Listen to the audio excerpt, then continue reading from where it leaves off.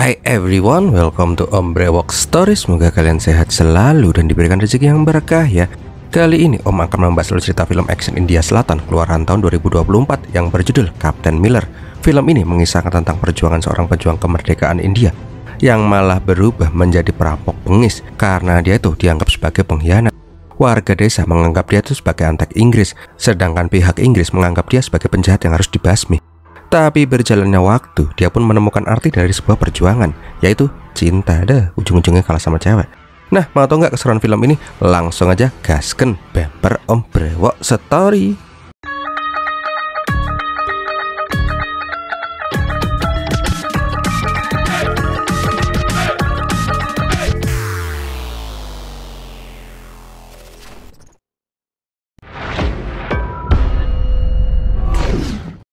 Awal kisah kita diperlihatkan ada seorang emak-emak yang lagi menceritakan sebuah kisah tentang leluhur dari desa mereka.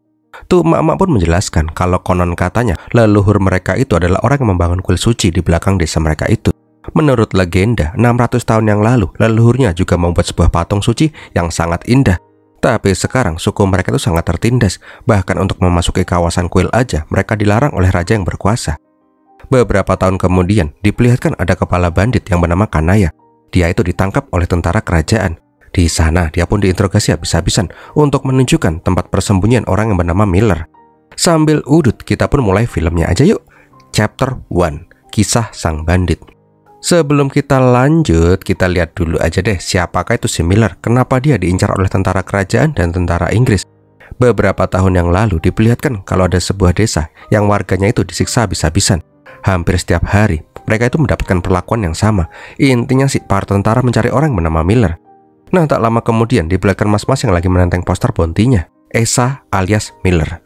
Dengan bantuan anak buahnya, Esa pun langsung menyergapkan tentara Inggris. Dengan cepat, Esa dan teman-temannya yang termasuk Kanaya juga membebaskan warga desa yang ditangkap itu. Singkat cerita, Esa pun berhasil menyelamatkan semua warga desa.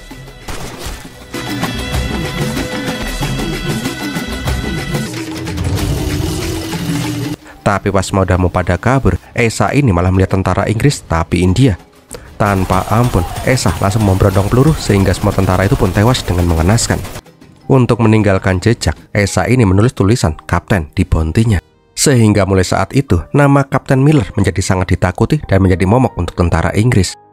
Kanaya juga menceritakan kisah masa lalu si Miller alias si Esa.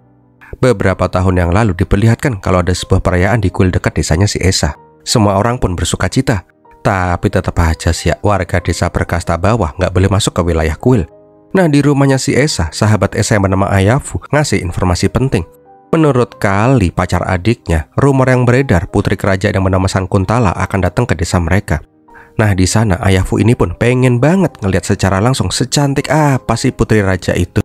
Tapi si Esa meminta si Ayafu mengurungkan niatnya.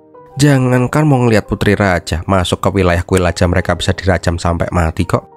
Tapi dalam hati kecilnya si Esa, aku ya penasaran sih aslinya cok. Gak lama kemudian, Ayafu dan Esa pun menyusup ke dalam kuil. Akhirnya mereka pun bisa melihat keluarga kerajaan. Pas ngeliat putri yang bernama Sankutala, Ayafu pun sangat terkesima. Sedangkan Om dan si Esa pun menganggap, lah putrinya beaca kok. Sialnya, Pangeran Jayavarda malah ngagepin mereka. Menyadari kalau mereka berdua itu dari desa, Patih Kumasta pun menyuruh kapten tentara kerajaan untuk menangkap mereka. Sialnya, Kapten Kali malah lagi asik moncok sama adiknya si Ayafu. Di saat lagi diuber-uber tentara, mereka pun bersembunyi di sebuah ruangan. Untungnya ada cewek cantik yang mencoba membantu mereka. Alhasil mereka berdua pun bisa kabur dengan bebas. Nah, karena pertemuan gak sengaja ini, Esa pun jadi dinaksir sama tuh cewek. Di kampung, Ayafu dan Esa pun langsung diomelin sama si Aditi. Tapi si Esa gak peduli dengan omelannya si Aditi. Yang penting tuh cewek manis itu siapa cok? Aditi akhirnya pun menceritakan kalau tuh cewek bernama Velmati. Dia itu keponakan raja. Seharusnya orang tuanya itu menjadi raja dan ratu. Tapi pas si Velmati masih kecil, orang tuanya tewas secara misterius. Menurut rumor yang beredar, Raja Patilah yang membunuh orang tua Velmati untuk mendapatkan posisi raja. Mendengar itu, Esa pun semakin bersemangat. Nah, di lain tempat diperlihatkan raja dan pangeran menyuruh tentara untuk menyiksa warga desa. Intinya sih, raja dan pangeran ini tuh psikopat banget. Mereka itu sangat menikmati ketika melihat ada orang yang disiksa kesakitan. Keesokan harinya diperlihatkan si Velmati yang kayaknya pengen meninggalkan istana. Melihat itu, Putri Sangkuntala memohon kepada sepupunya agar tidak berbuat bodoh. Tapi Velmati udah bulat sama keputusannya. Dia itu udah nggak nyaman melihat kekerasan yang dilakukan oleh kerajaan. Melihat sepupunya mau kabur, sang Kutala pun bilang kalau dia akan berbicara dengan ayahnya. Tapi kalau si Velmati masih aja nggak nyaman, mendingan mereka kembali aja ke Madras. Namun di sini Velmati udah membulatkan keputusannya. Nah, di sisi lain diperlihatkan kalau Esa yang udah jatuh cinta ke Velmati mencoba sekali lagi menyusup ke dalam kuil. Singkat ceritanya, Esa pun menyamar jadi penari untuk melihat si Velmati. Sialnya, di saat yang bersamaan, Velmati malah dikejar oleh tentara kerajaan. Ya, si Esa pun langsung putar balik lah. Nah, di istana, Kali pun laporan kalau dia mendapatkan informasi intel kalau Velmati hendak kabur. Mendengar itu, Vardan pun langsung emosi. Tapi Raja punya ide lebih bagus. Kalau Velmati itu emang mau kabur, malah bagus. Mereka jadi punya alasan untuk membunuh si Velmati. Nah, pas si Velmati mau ditangkap, Esa pun langsung gebukin para penjaga, plus sama si Patih kampret. Nah, pas sampai di pintu gerbang, si Velmati pun malah tingak-tinguk. Ayo bu, ndang melayu, selak ditangkap. Esa juga bilang, bu, masih ingat aku nggak bu? Mukaku emang masih cemong-cemong sih ya, tapi aku adalah pemuda yang kamu tolong kemarin tuh ya. Siapa lu? Jangan deket-deket sama cewek cantik. Kambingnya, tuh orang adalah pacarnya si Velmati. Velmati itu mau kabur dari istana karena pengen kawin lari sama pacarnya itu. Yang lebih bangkainya lagi, tuh cowok adalah member pasukan perlawanan yang menentang kerajaan dan pendudukan Inggris. Mengetahui fakta itu, si Esa pun cuma bisa pelongo-pelongo delak-delak. Nyesek banget tuh hati, cok. Sepulang dari kuil, Esa pun malah berniat menjadi tentara Londo Ireng alias tentara Inggris, namun India. Kakaknya Esa yang bernama Senggolan jelas saja menentang itu. Dia meminta si Esa itu untuk berjuang bersamanya demi kemerdekaan India dari penjajahan. Tapi Esa udah muak, merdeka dari apaan? Siapa yang akan mereka bela? Mereka aja masih ditindas oleh raja mereka sendiri. Mending Esa gabung biangnya aja sekalian kalau gini terus mah. Kerajaan itu melarang kita masuk ke dalam kuil, melarang kita pakai sendal, semua itu dilarang-larang. Mending jadi tentara Inggris, makan dijatah, dikasih baju, dikasih sepatu. Melihat Esa yang lagi emosi, Senggolan pun bilang kalau Mak masih hidup, pasti dia akan sangat kecewa. Namun Esa malah ngonter balik. Pada saat Mak meninggal dan manggil-manggil namamu, kamu itu di mana? Kelihatan aja kagak. Dan mulai hari itu, Esa pun meninggalkan desa untuk bergabung ke pasukan Inggris. Biar kalau ketemu perawat atau bidan, dia bisa bilang, halo dek. Pasukan Inggris bilangnya sih, hello sis, nurse yes. Singkat cerita, Esa pun sampai di barak. Dia itu dijadikan satu dengan Londo-Londo Ireng yang lainnya. Selayaknya pendidikan tentara, mereka pun digembleng kedisiplinan, ketaatan, komando, dan latihan fisik dan skill alat tentara. Beberapa minggu kemudian, para pasukan ini pun dikasih seragam dinas. Di saat itu, Esa pun mendapatkan seragam yang bertuliskan nama Miller. Entah itu karena malas menyebut nama orang India, atau karena emang tuh pemilik baju aslinya udah tewas dan dikasihkan ke pasukan Londo Ireng ini. Intinya sih, mulai saat itu, Esa pun harus menggunakan nama Miller ketika di kesatuan. Daripada Om bingung, Om tetap manggil Esa aja ya. Nah, di depan cermin, Esa pun bertekad untuk menjadi perwira tinggi tentara, agar suatu hari dia bisa membantu desanya yang sering tertindas. Dia pun menyebut dirinya sebagai Kapten Miller. Nah, melihat itu, sahabat Esa yang bernama Rafiq meminta si Esa itu rasional. Nggak ada sejarahnya Londo Ireng kayak mereka itu bisa dapat posisi tinggi. Di saat yang bersamaan, temannya Esa yang bernama Sambata juga dapat nama Stephen. Dia yang buta huruf pun bingung melafalkan nama Inggrisnya itu. Ngeheknya, ada mas-mas swing yang menghina Esa CS. Aswin alias Siro itu ngemeng kalau dialah yang akan sukses menjadi tentara Inggris. Yang lain mah minggir aja. Nah, keesokan harinya diperlihatkan semua tentara pada nulis surat buat keluarga mereka masing-masing. Stephen pun heran karena si Esa itu sama sekali nggak nulis surat. Nggak kangen apa sama keluarganya? Esa pun bilang kalau dia tuh udah nggak punya keluarga lagi. Ibunya mati dibunuh, sedangkan kakaknya marah sama dia. Kalau pacar mah, nggak usah dibahas deh, nyesek bro. Sampai suatu hari, peletonnya si Esa berpatroli di dalam hutan. Ini adalah kali pertama mereka berpatroli setelah lulus jadi tentara. Nah, di tengah jalan, Kapten Robert pun memberi isyarat untuk bersiaga. Rupanya di pinggir pantai lagi ada demo besar-besaran aktivis kemerdekaan yang menentang penjajahan Inggris. Di saat itu, Kapten Robert menyuruh semua pasukannya untuk bersiaga. Di titik ini, Esa dan tentara yang lain pun merasa ketakutan. Mereka ketakutan kalau disuruh menembak saudara mereka sendiri. Namun tanpa ampun, Robert memerintahkan mereka untuk menembak semua aktivis itu hingga tidak tersisa.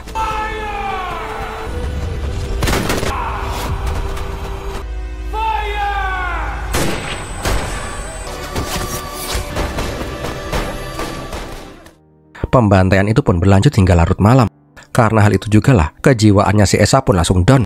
Apalagi melihat si Stephen yang histeris karena dia telah melakukan tindakan. Bila akhirnya seperti ini, mereka itu menyesal masuk menjadi tentara Inggris.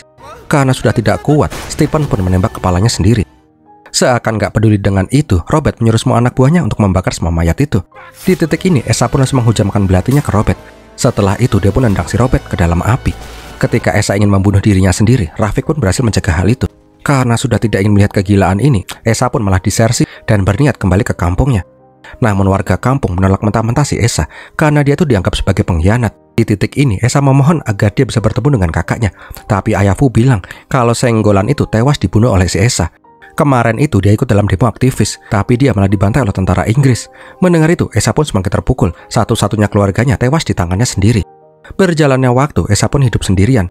Dia itu sering merampas dari tentara Inggris. Sampai suatu hari, pasukan bandit Kanaya bentrok dengan pasukan Inggris. Di saat sudah tersudut, tiba-tiba ada bantuan yang tidak terduga dari balik bukit. Rupanya yang membantu Kanaya itu adalah si Esa. Karena dibantu oleh Esa itulah, Kanaya pun mengajak si Esa untuk bergabung dengan pasukan banditnya. Awalnya sih Mahmud dan Vijay nggak setuju karena Esa alias Miller itu merupakan buronan yang sangat dicari oleh Inggris.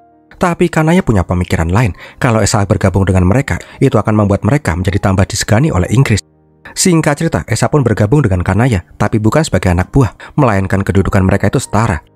Setelah itu, perampokan demi perampokan tentara Inggris pun semakin sering terjadi oleh kelompoknya si Kanaya. Mereka itu tidak hanya menjarah harta, tapi ada kalanya mereka juga membantu warga desa yang ditindas oleh kerajaan dan oleh tentara Inggris.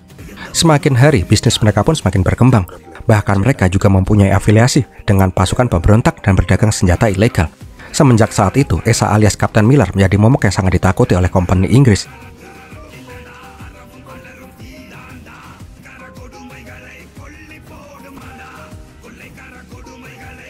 Sampai suatu hari, ayah Fu mendatangi si Esa di markas bandit. Dia meminta si Esa berhenti melakukan semua kegilaan ini.